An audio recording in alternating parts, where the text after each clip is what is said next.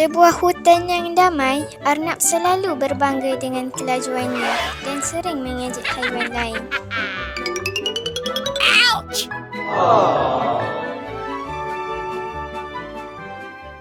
Aku paling laju di hutan ini. Tiada siapa boleh lawan aku. Hei kura-kura, jom berlumba. Pasti kau kalah. Saya akan cuba yang terbaik.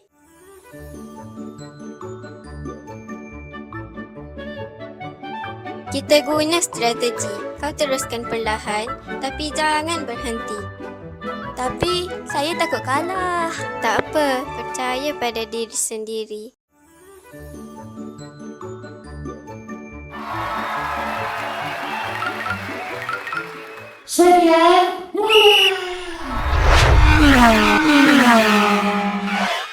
Arnab terlalu yakin akan kemenangannya sehingga dia berhenti berehat dan lalu tertidur.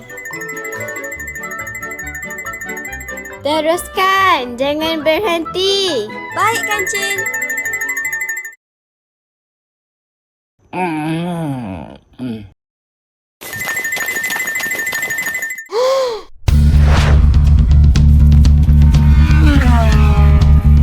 Pemenang ialah kura-kura.